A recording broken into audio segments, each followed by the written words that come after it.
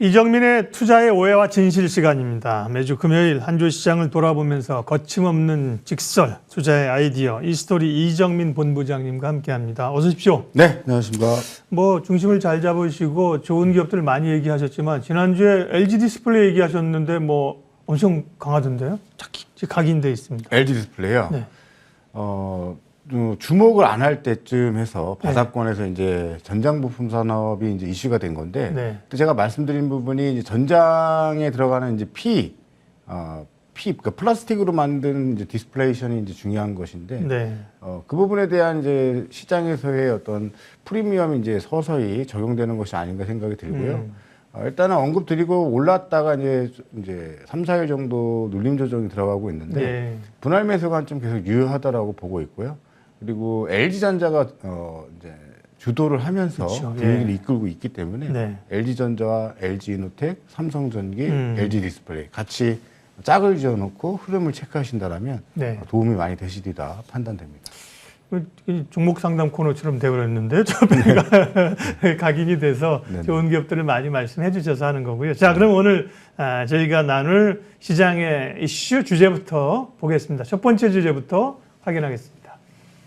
긴축 영향 아직 다 안 왔다. 연준 누구들 조심해 라고 네. 더블라인 캐피털의 제프리 셔먼 최고 투자 책임자, 잘 모르는 분인데요.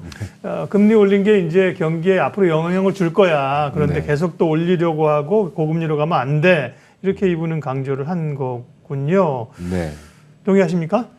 저는 동의하고요. 진실이다. 왜냐면은 블러드 총재는 투표권이 없음에도 불구하고 네. 연은의 얘기하죠. 어떤 예. 연은이 하고 싶은 말을 대변해서 그냥 매파적인 발언을 계속 하고 있습니다. 계속해서 금리 인상을 크게 진행해야 된다.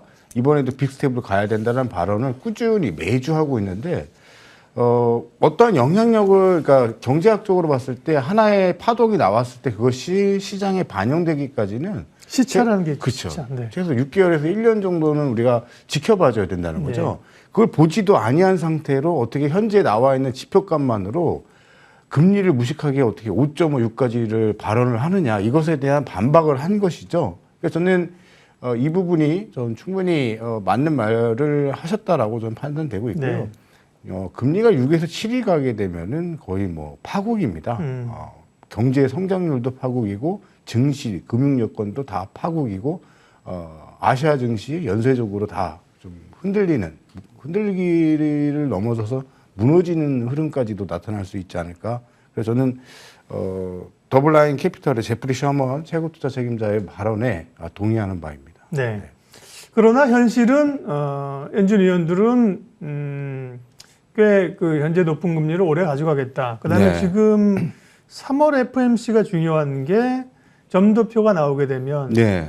지난번 왔던 것보다 레벨이 올라가지 않을까 걱정이 되는 거거든요. 연준의 금리 인상 통화 정책의 기조는 어떻게 될 걸로 보시나요? 저는 0.5, 그러니까 50bp는 힘들다라고 보고 3월에. 있고요. 예. 지금 연준 의원들도 한 3명 정도가 50bp를 언급하고 있지, 나머지는 전부 0.25가, 그러니까 25bp가 합당하다라고 판단을 내리고 있는 상황입니다. 예. 제가 지난주에도 말씀을 드렸지만 부채 한도 관련해서 이슈가 6월 8일 날, 6월 5일까지 결정이 남아있는 상황에서 급격한 금리 인상은 미 정부에 큰 부담이 될 수밖에 없다고 판단되고 있고요. 이제 오늘 PC 지표가 밤에 10시 반에 발표가 되는데, 예. PC 지표가 생각보다 좀 높게 나올 거예요. 높게 나오면 그것을 명분 삼아 또 금리 인상 기조에 힘이 또 실리겠죠.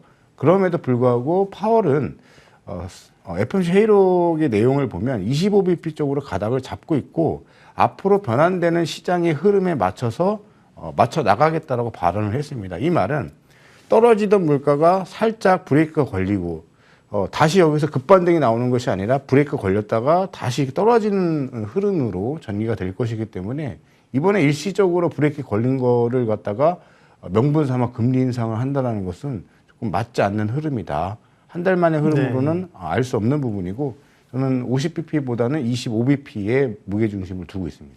다만 시장은 그런 긴축 우려들, 국내에는 또 최근에 환율 상승 이런 우려들을 버금으면서 좀 흔들리잖아요. 변동성도 커진 상황이거든요. 원하는 2,600까지는 아니더라도 2,500 한번 찍고 가는 그런 흐름은 나타나지 않으면서 출렁출렁 변동성이 생겨서 좀 고민이 되잖아요. 이런 그 상황에서 증시 대응은 어떻게 해야 됩니까? 작년하고 비교를 해보시면 실전 매매 입장에서 이제 말씀을 드려볼게요. 네네. 실전 매매는 이러한 이슈들이 나올 때마다 작년 같은 경우에는 음봉 하나 나오고 좌자자작하고 음봉으로 소위 밀려 내려가는, 그러니까 공포에 질린 흐름들로 전개가 됐었는데, 이슈가 시장에 안 좋은 이슈가 하나 던져지면 노이즈 하루 딱 나오고요, 바로 되쳐 올립니다. 그러니까 그저께 현상과 어제 현상을 보시면 돼요. 네. 그저께는 큰 충격파로 맞아요. 음봉으로 떨어졌다가 다음날 바로 되쳐 올리죠. 네. 근데 원래는 그저께 음봉이 크게 떨어지고 난 다음에 한 번 더 떨어지거나 아주 공포 분위기가 조성이 됐었는데, 그러한 흐름이 전개가 되고 있지 않다라는 점, 주도주들이 끝까지 유지를 해주고 있고, 테마별 인공지능을 비롯한 로봇주들까지 다시 상승 재개가 나오면서 시장에 대한 전반적인 순환매 흐름은 계속 이어지고 있다는 측면은 무엇을 뜻하냐면, 시장은 더 이상 이 부분, 이런 노이즈로 인해서 시장이 급격한 하락으로 전개되는 것은 일어나지 않는다를 시장의 흐름의 모습으로 우리에게 이야기를 해주고 있는 겁니다. 저는 이럴 때 항상 워런 버핏 할아버지가 오더라도 네. 스마트한 시장을 믿습니다. 그리고 외국인들이 작년 하반기가 7월, 6월부터 지금까지 17조 원의 순매수를 기록한 우리 시장인데 팔지는 않고 있어요. 그렇다고 지금 환율 때문에 환율이 반등이 나오니까 급격한 매수세는 잠깐 멈췄지만 매도가 안 나온다는 것은 상방에 대한 방향성 기대감은 그대로 유지하고 있는 것이 외국인의 입장이다라고 판단되어집니다. 예, 자연스럽게 시장에 대한 뷰, 전략까지 나왔고요. 오해와 진실 함께하고 계십니다. 두 번째 주제를 확인하겠습니다. 다음은요. 폐배터리 재활용, 리사이클 시장이 커지고 있다. 60조 시대. 예. 유럽의 이제 유럽발 IRA라고 하는 CRMA 이런 게 이제 최근에 좀 이슈가 있는 건데요. 그래서 질문은 폐배터리 재활용 시대, 지금이 투자 적기이다. 그렇습니까?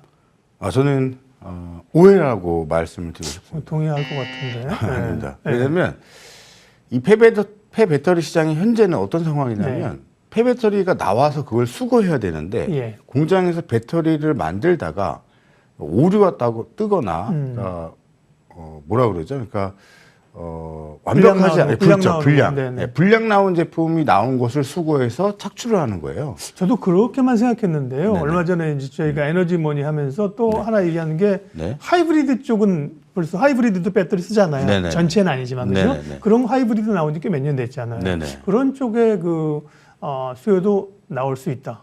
이런 얘기도 하시더라고요. 근데 이제 지금의 주가를 지탱하고 있는 요인은 바로 그런 기대감과 프리미엄이죠. 그렇죠. 네. 근데 이제는 어떤 실적이 나와줘야 되는 거예요. 그러니까 초반에 폐배터리주가 굉장히 각광을 받고 주가가 레벨업이 됐었거든요. 마치 지금 숫자는 안 나오는 그렇죠. 인공지능이 올라가는 것처럼 말이죠. 예. 그리고 나서 적정 한계선에 부딪히니까 쉬고 있다가 최근에 배터리 섹터 쪽이 강하고 테슬라 이슈가 강하다 보니까 다시 같이 반등을 준 건 사실이지만 트레이딩 하기에는 저는 나쁘지 않다고 봅니다. 그러나 기업의 성장성과 밸류를 따졌을 때 여느 2차 전지 배터리 섹터 소재 부품 쪽과 동일시하는 것은 저는 조금 맞지 않다고 보고 있고, 아마 급격한 성장은 3년 뒤, 빠르면 2년 뒤가 저는 되리라 보고 있습니다. 근데 만약에 나는 뭐 2년, 3년, 5년 내 노후 자금으로 어차피 폐배터리 시장 오고 나는 5년, 10년 장투할 건데, 이런 마인드신 분들은 매달 적금을 부으셔도 좋고요. 그러나 트레이딩 관점으로 이제 매매를 하시는 분들은 약간은 속도 조절은 좀 필요해 보입니다. 네. 그럼 이제 그런 관점 하에서 흔들릴 때마다 혹은 이제 중기적으로 분명히 이제 관심 가져야 될 섹터 가운데 하나이긴 하거든요. 네, 맞습니다. 이번 부장이 좋게 보시는 기업은 어디냐? 보통 이제 성일하이텍과 세비캠 즈면은 성일하이텍이 이제 캐파가 크고 그렇죠. 네. 오늘 세비캠이 더 주가가 강하고요. 흐름들이. IS 동서, 그다음에 에코프로 이런 기업들도 사실은 다 그런 모멘텀들을 가지고 있잖아요. 좋게 보시는 기업은요. 네. 저는 IS 동서 좋게 보고 있고요. 그다음에 그나마 회사의 굵직한 어떤 흐름을 봤을 때 성일하이텍, 이 성일하이텍이 군산에 실적으로 캐파가 큰 설비와 공장을 갖고 있고요. 그래서 저는 제 마음속의 원탑은 성일하이텍이다 이 말씀드리고, 저는 그 다음에 IS 동서의 흐름, 폐배터리 사업 진출에 따른 신규, 그러니까 따끈따끈한 모멘텀으로 원래 건축 기재자 업체였는데 색깔의 변화가 나타날 때는 초반에 일시적으로 후광이 비치는 게 주식입니다. 그래서 후광이 강하게 비치고 있는 것은 IS 동서다. 이렇게 판단되고 있습니다. 네. 다만 폐배터리를 지금 2차 전지 핵심 기업들처럼 이제 포트의 상당 부분을 지금 확 비중을 많이 줄 때는 타이밍은 아니다. 그런 거죠? 저는 그렇게 네네. 보고 있고 네네. 트레이딩은 좀 트레이딩 가능하다라고 네. 보고 있습니다. 예. 다만 이제 정책 이벤트들이 좀 있기 때문에요. 네. 그런 걸 트레이딩 하실 때 참고하셔요. 그러니까 유럽의 그 CRMA 요것도 이제 3월쯤이면 초안들이 나온다고 하고요. 그렇죠. 기대감은 있는 거잖아요. 그렇죠. 기대감으로. 예. 이제 이르면 다음 주 월요일, 2월 말에 이제 우리 한국 정부에서 폐배터리와 관련된 리사이클 관련된 정책들이 지금 또 나온대요. 네. 이런 이벤트들을 참고하시면서 보시면 되겠고요. 투자의 오해 진실, 오해와 발음도 안 되네. 오해와 진실 세 번째 주제 확인하겠습니다. 다음은요. 저도 이 리포트를 봤습니다. 2차 전지가 워낙 뜨거웠잖아요, 그죠? 예. 근데 뭐 많이 올랐잖아요, 그죠? 좀 쉬어가는 구간인데 2차 전지 다음에 리포트 제목이 그랬던 것 같습니다. 4번 타자, 2차 전지 다음에 그 강타자는 누구냐? 경기 민감주, 경기 가치주, 이런, 이거 어디였었죠? 아이베키아였나? 정확히 모르겠습니다. 어쨌든 그런 얘기가 나왔고요. 네. 철강주는 이제 튀르키 얘기까지 나오면서 철강, 화학, 조선, 건설 이런 쪽도 움직였잖아요. 네네. 이 제목에 동의하십니까? 동의합니다. 일단은 다음은 캐스천하고 이제 내비셨지만 네. 이 근본, 그러니까 이쪽 경기민감주가 올라갈 수밖에 없는 근본은 뭐 박사님하고 제가 누누이 말씀드렸던 중국 엔진의 가동, 중국의 리오프닝, 그러니까 리오프닝이 소비에만 있는 것이 아니라 공장이 가동됐을 때 수입을 수 있는 섹터. 이게 전방적으로 철강, 화학 뭐 이쪽으로 보시는 게 맞겠죠. 석유화학까지요.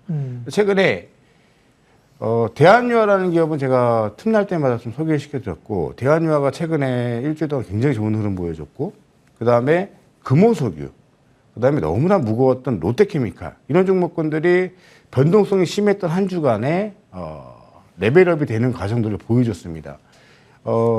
시장을 분석할 때 지금 성장주가 너무 고퍼다. 그렇기 때문에 성장주는 잠깐 쉬어야 되고, 이때 틈을 타서 가치주가 레벨업이 돼야 되는 과정이 필요한 것이다라는 의견들도 시장에 굉장히 많은데, 그 의견이 맞아 떨어지고 있습니다. 뭐냐면 성장주가 주춤할 때 가치주가 그 틈새를 메꿔주면서 시장이 반응을 보여주고 있다는 거죠.